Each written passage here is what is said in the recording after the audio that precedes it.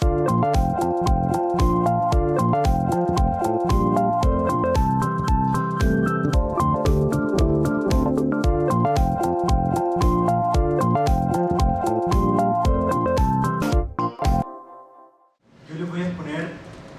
a hacer prácticamente dos cosas en este proceso. En primer lugar, quiero presentarles una plataforma sobre análisis de segregación que estamos haciendo en el Centro de Investigación.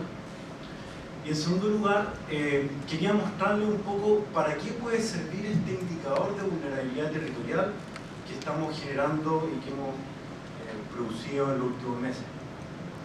Entonces, todo esto surge primero por una pregunta. Nosotros en general sabemos bastante sobre la materialidad de las viviendas. Sabemos, por ejemplo, cómo son los campamentos que carecen de servicios básicos como agua, electricidad, alcantarillado, y también sabemos de lo que carecen las villas en términos materiales, como por ejemplo el extremo hacinamiento y se produce. Sin embargo, muy poco sabemos actualmente en Chile sobre la localización.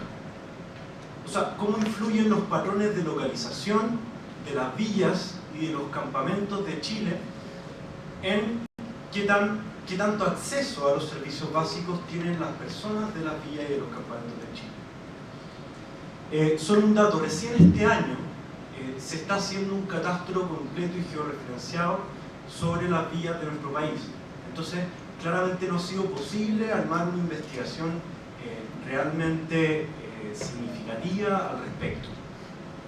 Entonces, la pregunta de esta presentación es la pregunta por la localización de campamentos y de viviendas sociales, y nos vamos a situar sobre todo en la región metropolitana porque este es un proyecto más amplio que queremos expandir después hacia todo el país. Entonces, en primer lugar les voy a contar sobre este indicador de vulnerabilidad territorial que hemos preparado en el Centro de Investigación Social de Techo. Primero, este indicador lo que hace es medir la distancia de viviendas sociales y de campamentos hacia servicios básicos. ¿Pero qué servicios básicos y públicos? En tres áreas. Primero, está el área de seguridad, que corresponde a bomberos y carabineros. En segundo lugar, el área de salud, hospitales, postas, servicios de urgencia. Y en tercer lugar, el área de educación, que consideró educación básica y media. No consideramos jardines infantiles porque no existe cobertura pública y georreferenciada actualmente de calidad. Una segunda idea sobre este indicador es que está adaptado a las redes viales, o sea, no es lo mismo medir la distancia en un mapa de un punto hacia otro punto que verlo a través del camino real que tienen que recorrer las personas. Nosotros consideramos que las redes viales, por lo tanto, es un modelo un poco más real. En tercer lugar, quiero indicar que este es un indicador relativo, o sea, lo que hace no es decir que los campamentos, que existen campamentos que están con buena localización y campamentos con mala localización, sino que lo que está haciendo es ver la relación entre campamentos. Entonces, por un lado, aparecen campamentos mejores localizados y por el otro, campamentos con peor localización. Es un indicador relativo, entonces, y en segundo lugar es un indicador potencial porque no refiere explícitamente al acceso a estos recursos, sino que solamente a la distancia. Entonces, la potencialidad que produce el territorio para que gente de campamento y viviendas sociales accedan a estos servicios básicos en salud, seguridad y educación. En base a esto, nosotros hicimos un sitio web que les quiero presentar a continuación, aprovechando de hacer el lanzamiento. Esta es la página del Centro de Investigación Social. Si ustedes se meten en la parte de mapas de vulnerabilidad, van a encontrar esta otra página en donde pueden escoger una página para campamentos y una página para viviendas sociales o blogs. Supongamos que escogemos campamento. Ustedes entrarían a esta página. Y en esta página, ustedes en las pestañas de arriba pueden escoger las tres dimensiones que les señalé: seguridad, salud, educación, o el indicador de vulnerabilidad general. Ahora, yo quiero hacer en esta parte de la presentación algo un poco más interesante, que es ver el indicador y con qué se relaciona este indicador. ¿Y para qué nos puede servir para la investigación sobre la segregación urbana? Entonces, acá hay algunos datos a partir de insumos comunales. Abajo ustedes pueden ver la vulnerabilidad territorial de los campamentos y en la parte de arriba la cobertura en electricidad. Entonces, como puede verse, las comunas que tienen menor cobertura en electricidad son también las que tienen campamentos con mayor vulnerabilidad territorial. Algo similar pasa con la cobertura de agua, o sea, las comunas con menor cobertura de agua tienen mayor vulnerabilidad en los campamentos en términos territoriales. Y también sucede algo, que es que las comunas que tienen más campamentos son las comunas que tienen campamentos más vulnerables territorialmente. Quiero unir estos tres datos para decirle una idea. Que la vulnerabilidad territorial se condice con la vulnerabilidad material, en el sentido de que las comunas que tienen mayores problemas con servicios básicos de la vivienda, tales como electricidad, agua, o que tienen mayores viviendas precarias que se generan en los campamentos, son también las comunas que tienen mayores problemas de localización en los campamentos. Ahora vamos a hacer unos análisis más didácticos y espaciales a través de la región metropolitana. Esta es la región metropolitana y este es el precio del suelo. Las comunas que tienen color azul son las comunas, mientras más azul tienen un mayor precio del suelo, mientras más claro el color son comunas que tienen en promedio un precio del suelo más barato. Y estos son los campamentos. O sea, se puede distinguir algún cierto patrón que tiene que ver con que en las comunas donde el precio del suelo es más caro, prácticamente no hay campamentos, tales como La Reina, Providencia, Vitacura, Las Condes, también en Santiago Centro. Prácticamente no hay campamentos, y esto tiene que ver con el precio del suelo. En cambio, las comunas donde el precio del suelo es barato son más susceptibles a que existan campamentos, pero esta tendencia que acá se ve un poco dispersa es muchísimo más clara con las viviendas sociales.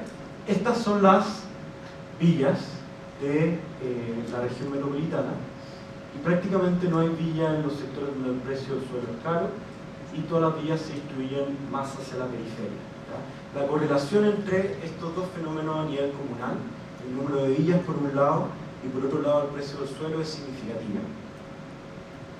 Por otra parte, para no quedarnos solamente en la cantidad de villas, yo quiero hablarles del indicador de vulnerabilidad territorial. Acá nosotros marcamos los campamentos más vulnerables con color rojo, naranjo y amarillo. Y si se fijan, también esto tiene que ver con el precio del suelo. O sea, todos los puntos verdes, acá no se alcanza a notar muy bien, pero todos los puntos verdes que están bien localizados están en comunas donde el precio del suelo es más caro. En cambio, los campamentos que están con puntos rojos y que tienen, por lo tanto, peor localización, están localizados en terrenos que son mucho más baratos. Lo mismo pasa con los blocks, la tendencia es bastante clara. Por ejemplo, acá abajo se puede ver Bajos de Mena en Puente Alto, que es una suma de puntos vulnerables, una suma de villas que están muy vulnerables en términos de localización. Nosotros hicimos, a raíz del incendio de Bajos de Mena, que mencionó José Pedro, hicimos un estudio sobre el acceso de bomberos. O sea, qué tan rápido pueden llegar los cuarteles de bomberos hacia todos los lugares de la región metropolitana. Nos llama una sorpresa porque georreferenciamos todos los campamentos y después vimos cuáles campamentos llegan a las zonas rojas. Las zonas rojas son las que los bomberos se demorarían más de 10 minutos en llegar. Por lo tanto, significa que el incendio ya consumió la casa. Y esto es más importante en los campamentos, porque los campamentos están hechos de materiales que son incendiarios, totalmente incendiarios. Lo que descubrimos fue que más de la mitad de los campamentos está a más de 10 minutos de un cuartel de bomberos. Entonces, este es un dato relevante porque el incendio que pasó en Bajos de Mena no es una situación aislada, sino que se reproduce y se está reproduciendo sobre los patrones de segregación de nuestra región. Ahora, quiero meterlo en el tema de la educación. Nosotros acá graficamos la densidad de puntaje CIMSE. Las zonas verdes son las que tienen mejor puntaje CIMSE de matemática. En cambio, las zonas rojas son las que tienen peor puntaje CIMSE. Lo que vemos es que los campamentos tienden a estar en la zona roja. Las zonas verdes prácticamente no tienen campamentos, por lo tanto los lugares que tienen buenos puntajes CIMSE no tienen campamento, y la tendencia es aún más clara. Perdón, antes quería mencionarles esto, que además existe una relación en que mientras mayor es la vulnerabilidad territorial de los campamentos, mientras peor localización tienen los campamentos, también hay mayor índice comunal de analfabetismo. Entonces, para redondear el tema de los campamentos, antes de pasar a los blogs, quiero decirles que hay una doble relación. Una tiene que ver con la calidad de la educación y los puntajes Simpson, y otra tiene que ver con la cantidad de analfabetismo. Las dos cosas nos indican que el territorio en que se colocan los campamentos no se condice con el territorio en donde existe una buena educación. Este es el patrón de los blogs, y los blogs... Pablo, te quedan 5 minutos. Perfecto.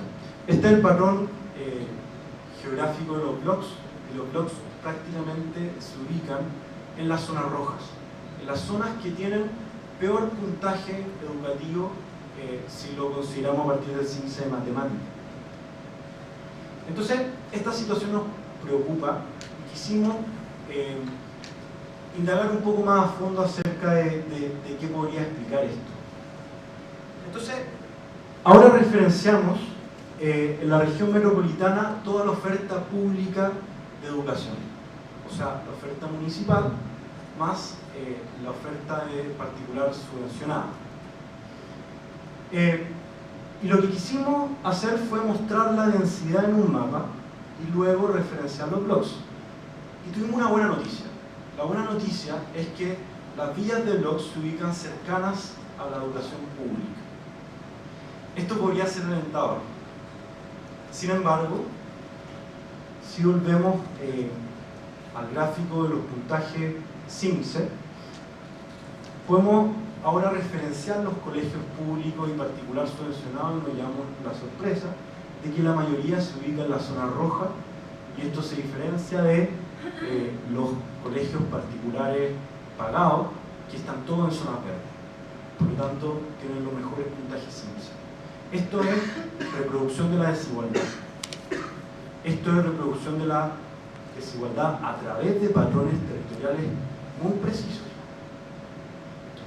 Quiero redondear la presentación con algunas conclusiones.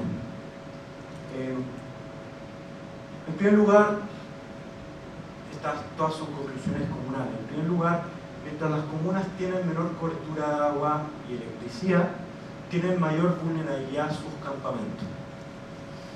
En segundo lugar, otra idea que tiene que ver con los campamentos es que mientras mayor vulnerabilidad territorial tienen los campamentos de una comuna, la comuna tiene una mayor tasa de analfabetismo y menos años de estudio en promedio la población comunal. Y en tercer lugar, que mientras más bajos son los puntajes CIMSE de los colegios de una comuna, existen más campamentos, y estos campamentos además tienen mayor vulnerabilidad territorial. Esas son las conclusiones que quiero decirles sobre los campamentos. Ahora, sobre las villas y las comunas. En primer lugar, que a menor precio del suelo, mayor cantidad de villas, y las villas tienen una mayor vulnerabilidad territorial según nuestro indicador. En segundo lugar, que mientras más villas existen, hay mayor vulnerabilidad territorial de los blogs. O sea, las villas se ubican en comunas que tienen mayor vulnerabilidad territorial y se han construido en esas comunas y se siguen construyendo. Y en tercer lugar, hay más villas en las comunas con mayor oferta educativa.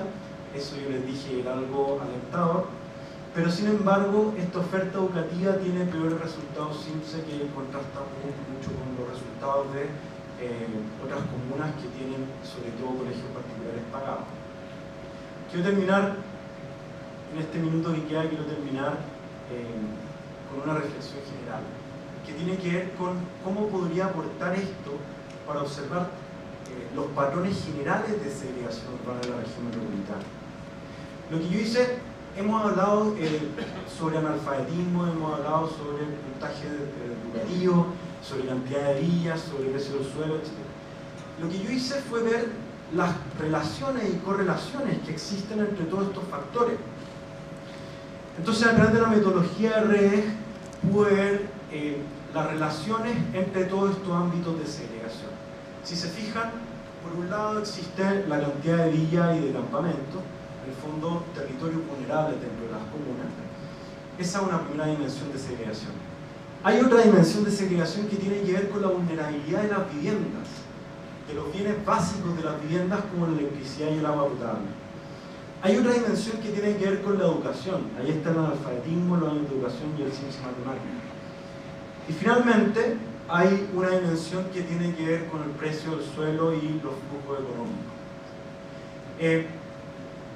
No les voy a explicar la metodología, pero lo que hice fue buscar la centralidad, qué variables son las más centrales dentro de esta red de correlaciones que explican la segregación de la región metropolitana. Y dio lo siguiente: en primer lugar, las variables que se relacionan más con otras son las variables educativas. O sea, la educación es un ámbito central para explicar la segregación urbana desde una perspectiva de múltiples dimensiones. Y en segundo lugar, y con esto termino, es que el precio del suelo es el mejor intermediador dentro de esta red. ¿Y qué significa esto? Que el precio del suelo, cuando, por ejemplo, la vulnerabilidad territorial de las villas no tiene una relación directa con el analfabetismo, el camino más cercano para llegar a ese factor es el precio del suelo. El precio del suelo sería como un mediador, algo que une los diferentes factores. Entonces creo que estos dos ámbitos son fundamentales para analizar la segregación urbana: en primer lugar la educación y en segundo lugar el precio del suelo. Muchas gracias.